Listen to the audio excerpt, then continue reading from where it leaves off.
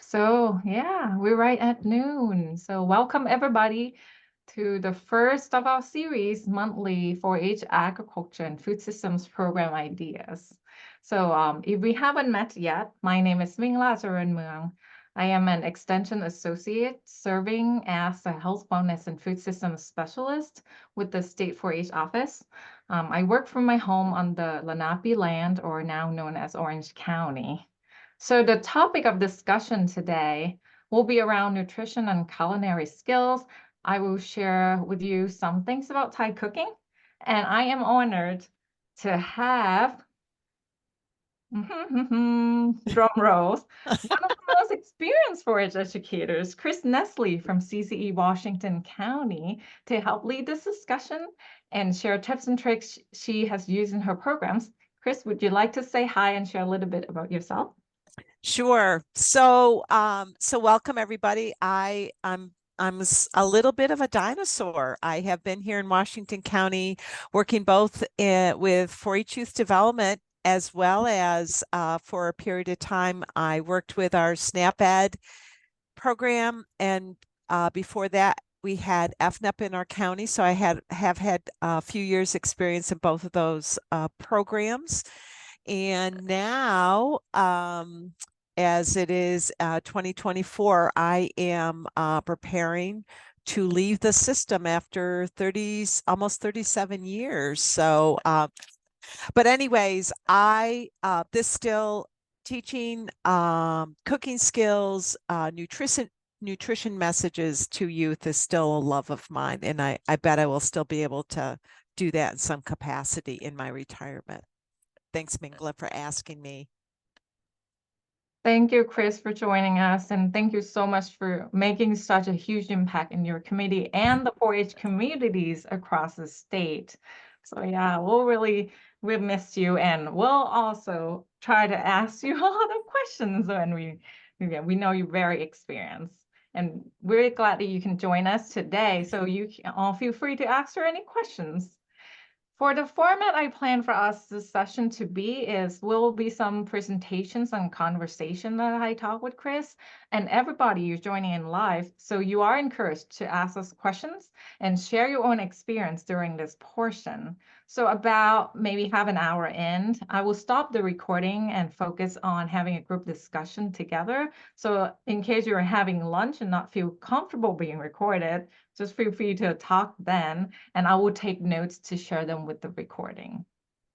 So yeah, let's dive into the first subtopic.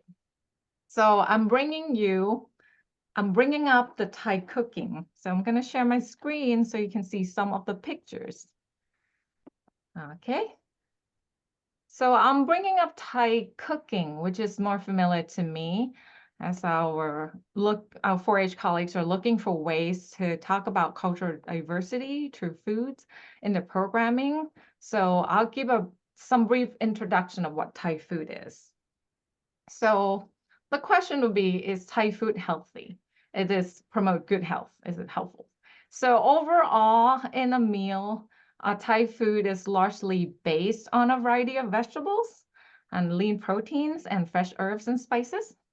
And since Thailand is in tropical zone, it's like really hot, mostly hot all year. So the calorie is not very high for the most items. So there's a lot of options there for low calories. So for health benefits, definitely for that meal, there's some balanced nutrition. A variety of ingredients, vegetables, herbs, and spices have immune boosting properties and improve digestion. And a lot of people with dietary restrictions have been interested in Thai dishes for light snacks and hearty meals, like gluten-free options, because rice is like a staple for a lot of foods in Thailand, whether it's in the form of grains or noodles. So that for gluten-free options, that's really lovely. Dairy-free also.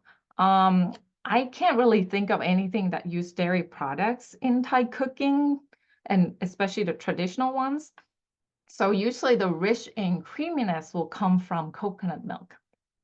And another piece will be vegan, because tofu and mushrooms and all the vegetables has been used that encourage protein intake.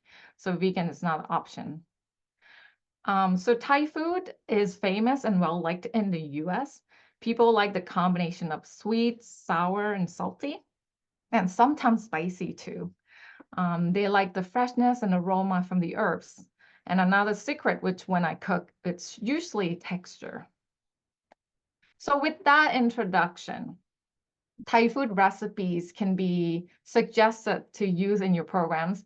If you're looking for anything that would use fresh from the garden, like fresh herbs, fresh vegetables, and spices, um, something that can accommodate a variety of dietary restrictions, or if you want to teach about a combination of flavors, salty, sweet, sour. Mm. Anything else that we could add for this one, Chrys? I think I think the one thing that could be added, you think about when using Thai cooking is also the cooking skills that they use, and using a knife and chopping vegetables and that kind of thing. And also, there may be less concern, still concern, but less concern about some of the food safety risk or food preparation, safe food preparation that you need to be concerned about with not using dairy products and certain meat-based proteins and that kind of thing. So this seems to be much more friendly in that way, and certainly the variety is really key. And I don't know this because I personally have not done a lot of Thai cooking, but I would think that you wouldn't have to have like a fully equipped kitchen to do these recipes. So yeah, I do think about when you mentioned about using equipment. Sometimes I know that when I was younger, I would help using my own hand to pick some of the vegetables as well. And that could be friendly for a younger um, programming, younger audience. Thank you, Chrys. So now that we talk about that, I want to show you some of the pictures of the meal that a family may share. So we have this like, oh, looking like a lot. These are from different regions of Thailand. It could be primarily different ingredients that you can see depending where that region is geographically. So generally speaking, if we eat as a family here, each person will have an appropriate portion of rice that they would like if they're younger, they have little portion of rice, and then older increasing. So rice or sticky rice or vermicelli on their own plate, and then all of these different foods. So I'm gonna stop sharing for a second here. And showing you these spoons. And these are, well, direct translation will be called middle spoon. So these spoons will be left in that dishes so people can use it for sharing that communal dishes. So they can scoop in the portion that they want, put on the plate, and eat with the rice. So that will be how people share food together. Okay. So back to the pictures. So that will be the middle spoon and how people share together. The portion will be different on how they like at each bite. And then for this particular picture, that's like an adaptation of being a set. So this is still the form of rice that has flowers on top of it to increase some floral fragrance. And then you have different type of food in there. But if you go to Thai restaurants in the US, you may be more familiar with single dish meals like this noodle bowl dish, fried rice, and also the curry with rice, different colors of curry. So they're always served with fresh herbs and vegetables, and these things will also help with texture. So yeah, I see in some chat that you're getting hungry, and you feel free to have lunch while you're watching this as well. So now we want to focus on the cooking piece of it. We'll lean on a lot of expertise from Chrys as well.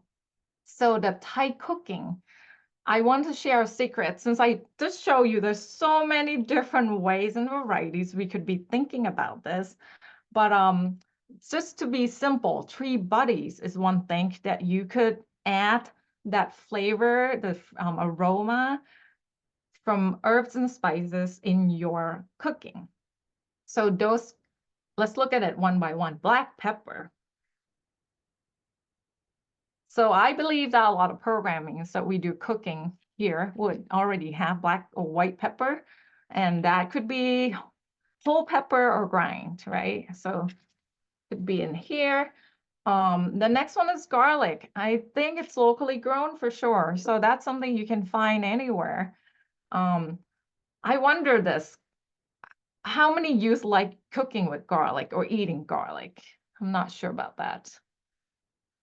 Not sure about, yeah. So one of the things we can use instead of that could be the garlic powder because it will be less pungent, less intense, but it's still adding that very nice aroma and taste into the dishes. And then the last one, coriander roots.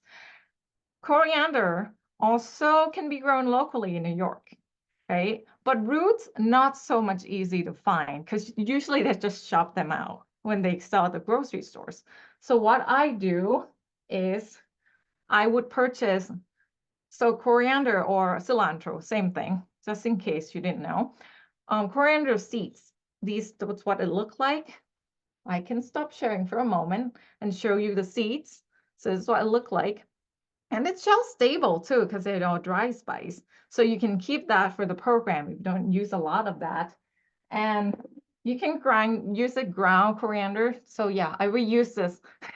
I reuse this container and label as coriander. So this is when the ground coriander can be used instead because the roots, it's not that easy to find roots. Okay. So after that, together mixing will be called 3 buddies. That is the secret of some of the Thai food dishes for you. So what will happen is you can use different ways. If they are fresh ingredients, these are some of the kitchen tools in the cooking of these 3 buddies. The goal is to mix them together into this paste looking thing. So that's just how I'm trying to figure out how do we incorporate in our program, because as you might see here, this is my mortar and pestle, and they are pretty heavy. They are made of stones. I'm not sure if you consider $30 being cheap or not, and for the program, that could be found on the Amazon website. But I mean, if you're not, kids are not used to it, they could crush their fingers depending on how old they are. So I'm a little bit concerned about that. So I also have a version of wooden ones. So that is more safety concern, right? Way lighter for this one. So that's one way to do that. What do you think, Chrys? So I think it's important. I feel if you have the resources or the opportunities to certainly introduce them to a mortar and pestle, and even if there might be somebody in your office that might have one of those at home. I don't, but my daughter does. I think even if you don't use it, don't have them use it, by having some of these tools that are culturally appropriate might be a good way to expand their horizons. But not everybody has those, and even a mortar and pestle, that seems kind of old school. But we, that I have a small ceramic one for crushing spices, but I use a coffee grinder now. I don't use my mortar and pestle anymore. Go ahead, Miriam. Hey, yeah, I was just curious, for a mortar and pestle, some people say they have to season theirs or prep theirs, or no? I personally am not familiar with that, but Miriam, that definitely is worth looking into, and it might make a difference in what you are grinding. Mingla, I have never used a mortar and pestle with anything that is not dried. So I've used it with with spices and things like that. So I've not used it with like a celery, not celery, coriander root, which would have some moisture in it. So, And garlic, yes. and garlic as well. So I've not used it for that. And maybe others of you have. Miriam, that's a good point to bring up. I actually never heard of that. I did hear about season the wok because so it helped not to have something that with high heat stick to the wok itself, the bottom of that. But for this, I just crushed them and scooped Okay. them out.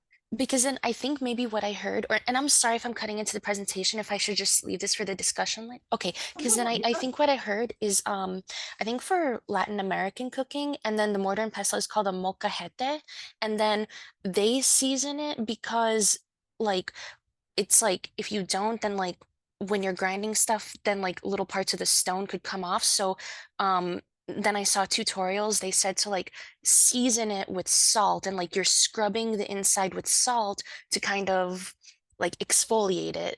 And then so then when you are starting to grind your edible stuff, then there's no risk of like particles of stone.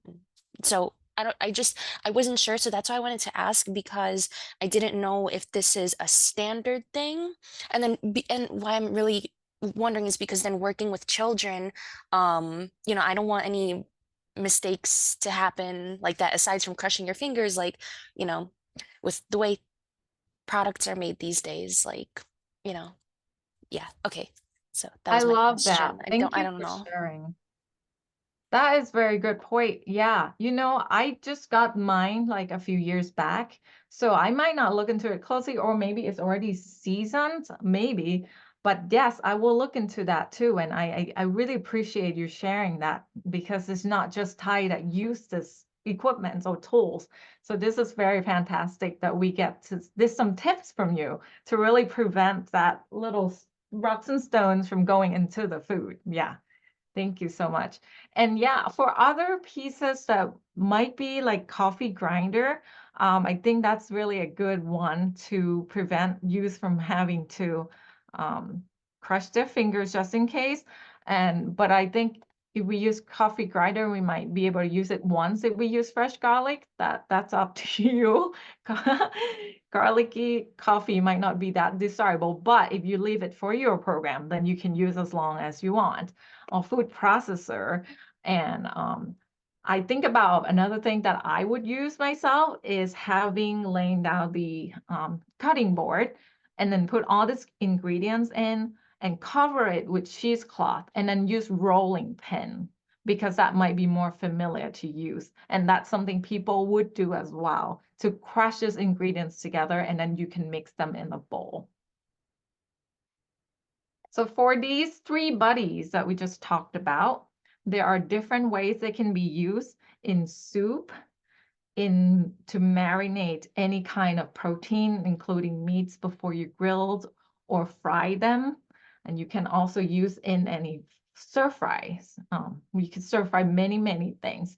So those will really enhance the aroma and the earthy flavor, the spices that you want.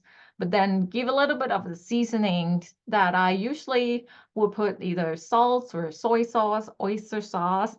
And for the flavor combination, sometimes I might put a little bit of pinch of sugar. And we call that just to cut down the very extreme taste of salts or something like that in. But it's not needed. It's just something that some Thai people might put it in there. Just make you feel like there's some complexity in the flavor profiles. So you could put a little bit of that, but you don't need to. Okay. So now, anything to add? Mingla, I'm don't mean to jump in on you. Tess, would you like to ask a question? Yeah, I just have a quick question. So in my own cooking at home, I've switched from soy sauce to liquid aminos because it is less sodium.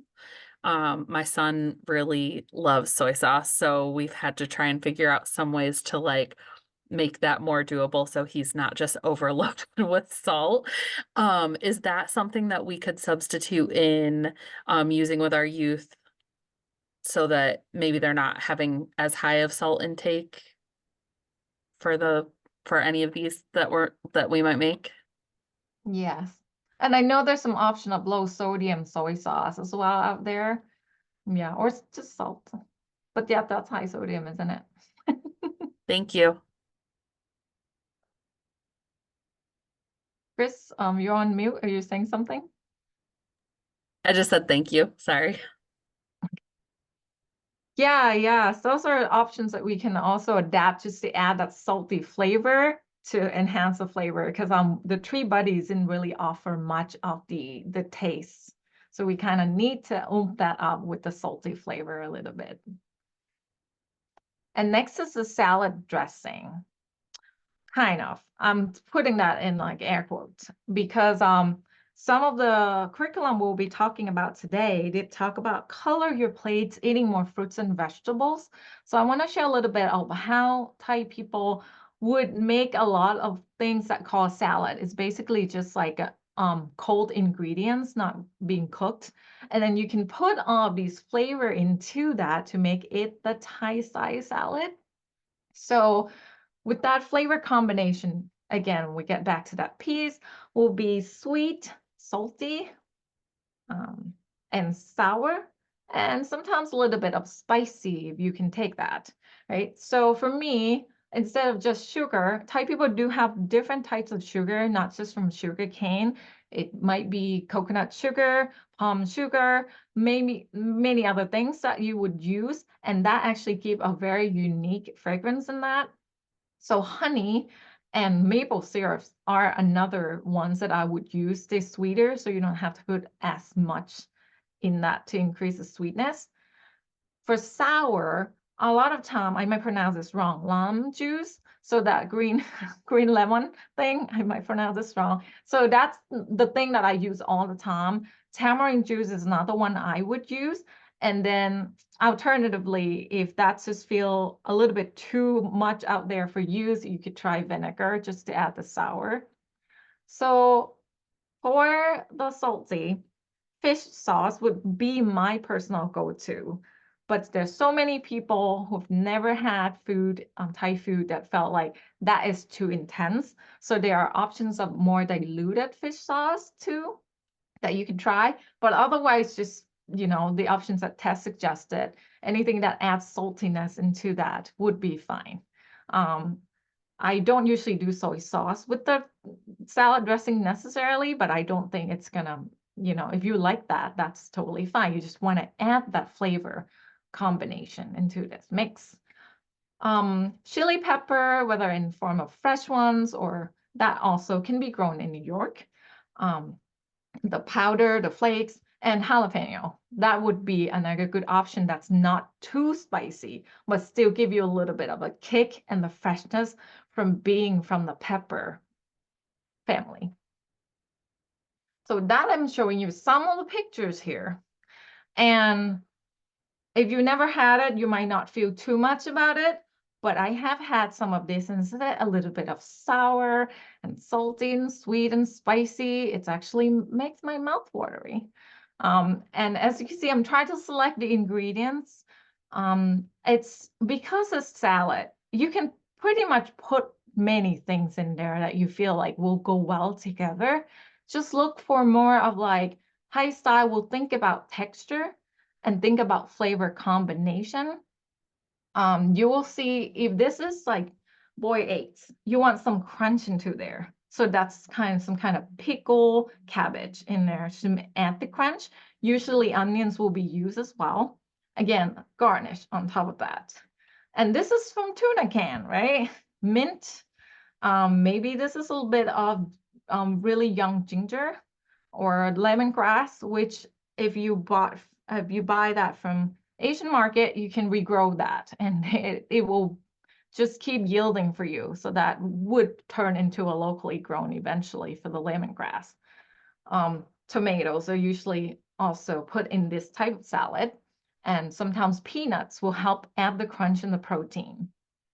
And this one could be something that you look into. This is just ingredients that you probably already have for your program. Cashew nuts, apples, sweet corns, tomatoes, mint. So mix that together with the well, not everybody likes onion, I do, but yeah, mix that together. It will add this different complex of flavor profile for the salad. So yeah, the fishiness is my favorite, but not everybody. So that's why alternatively salt will help. Okay. So the last point I want to show you is rice. Since I talk so much about rice, Cornell, Cal's, and CCE are looking into that. And there's a lot of research going into growing rice in New York. And there's a lot of variety of rice. I have a friend in Michiana area who has been growing a variety of upland rice. And some of them also the rice that like water, like their feet wet. So he has so many type of rice that he successfully grown. And Michiana is basically very have the same growing zone as us. So that's definitely is a doable thing in this area that we have. So before I show you some of my rice collection, I just want to let you know that you can go to this. And if you have additional questions, you can email me here. But for now, showing you this rice noodles is something that come from the rice. So, and this is rice paper, mostly used in Vietnamese. But if you have had fresh spring rolls, that's also, this is what it's used for, just soak in the water. And then this is vermicelli. That is different from that. This one, like different texture, this is way more stickier. So it will have to say rice vermicelli, because sometimes if you don't buy this one, it will be not as sticky and thinner version. And in the salad, you can also use this as a starch. This is made from mung bean. So these are not rice, just salad. Some variety to show you there. And I think I see a question here. Are there different types of fish sauce I recommend?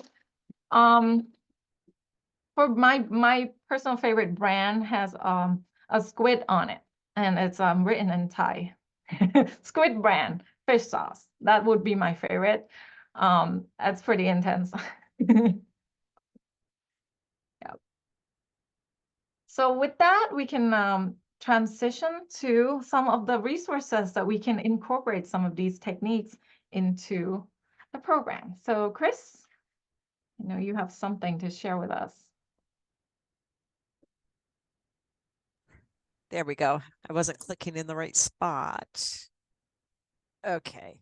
So, so resources that I've used, and full disclosure, the only Thai foods I have prepared have been at home for my family or for me and have been extremely just following a recipe and not even thinking about doing a youth program with these foods.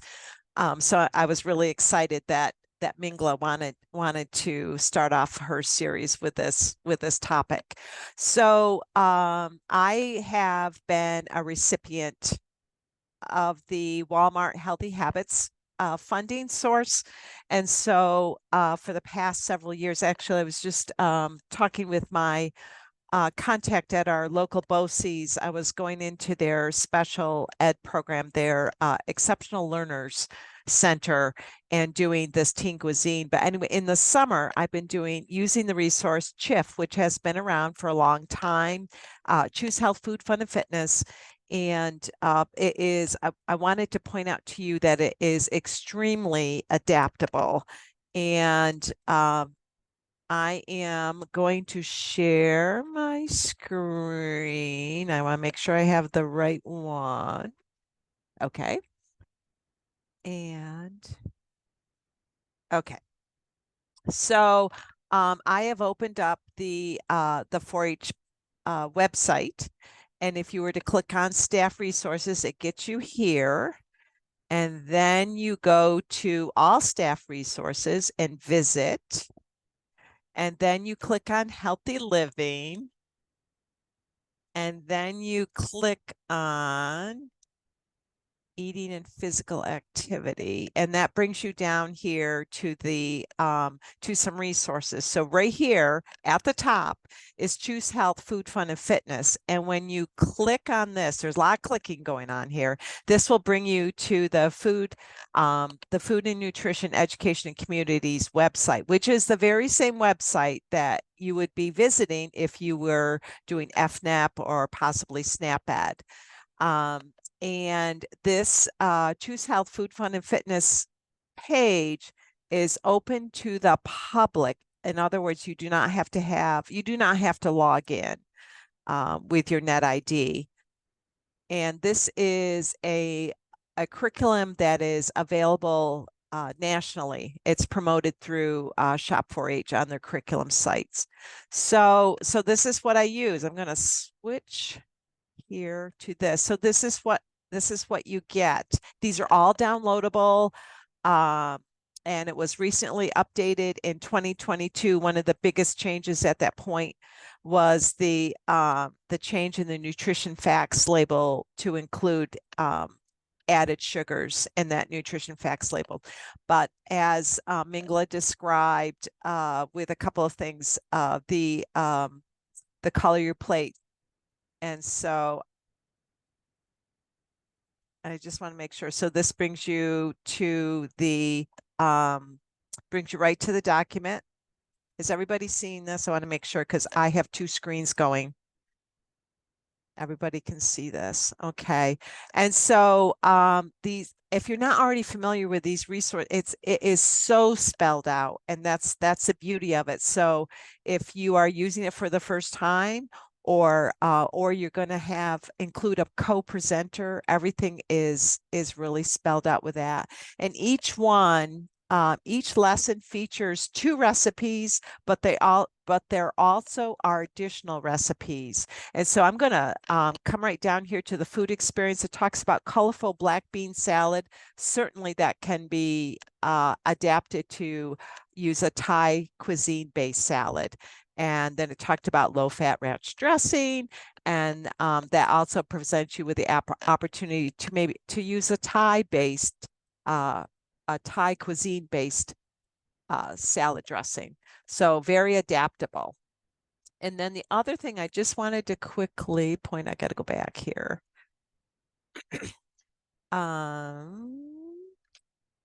Onto snacks and labels.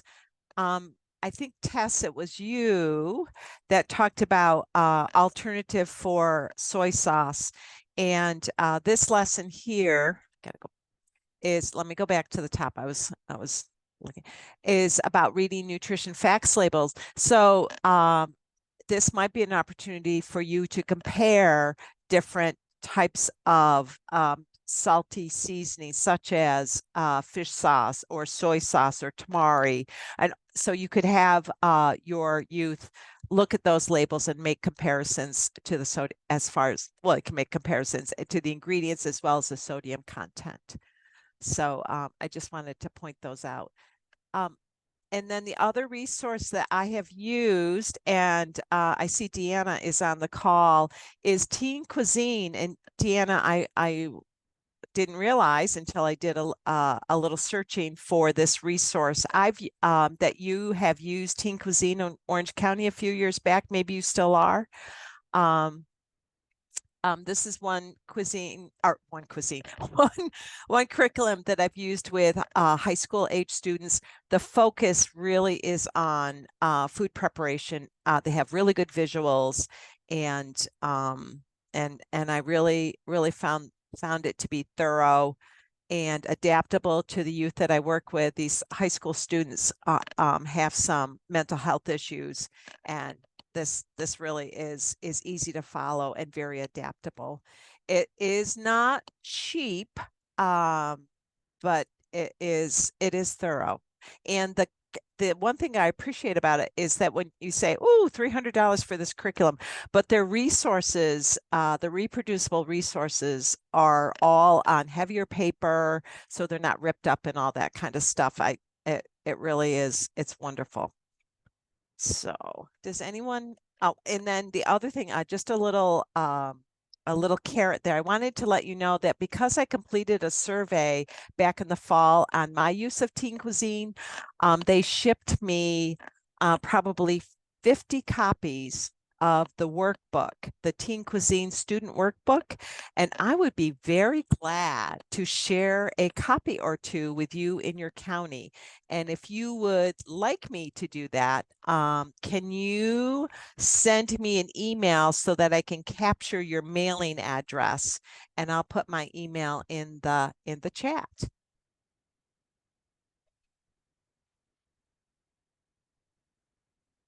And then you can do that. All right.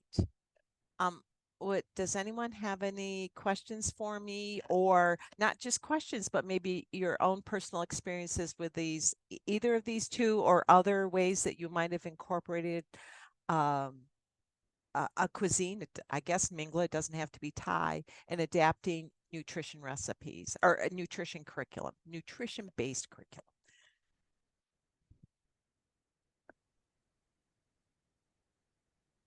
Go ahead, Anne Marie.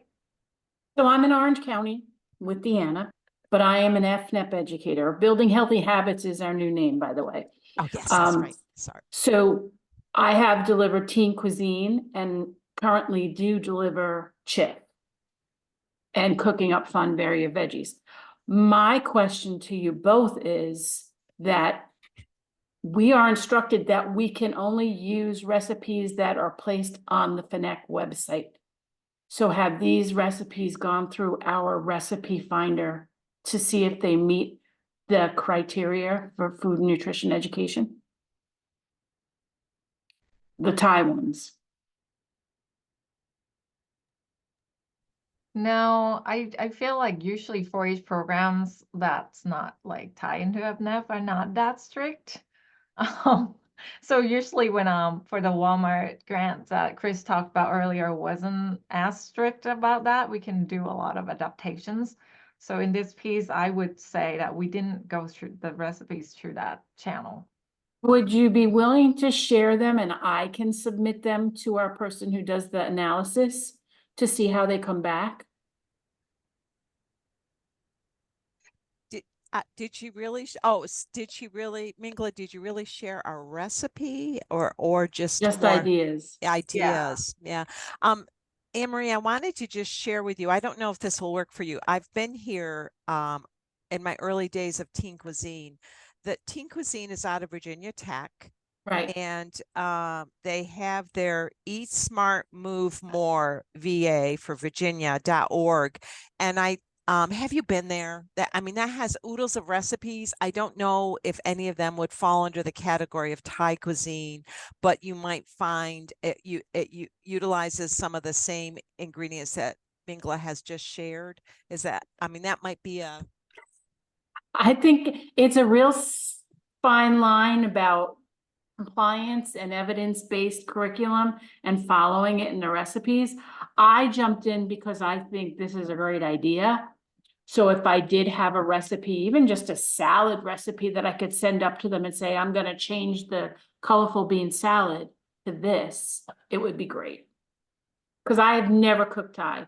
I am the Irish girl here. So, you know, I don't step out of my comfort zone very often. That. So you might be able to find some recipes there. I remember using a stir fry recipe from there. And so I remember, Anne Marie, those days when I did back in the day when it was called FNEP, about those recipes. And at that point in time, we were allowed to use, we had a program, a food processor or something like that to run. Yes, we still have it. Okay. But these recipes, I believe, would have the nutritional information that you are seeking, so you can see if it meets the criteria of sugar content, sodium content, etc. I think I'll go on to SnapEd too and type in Thai recipes and see if they have anything. Perfect.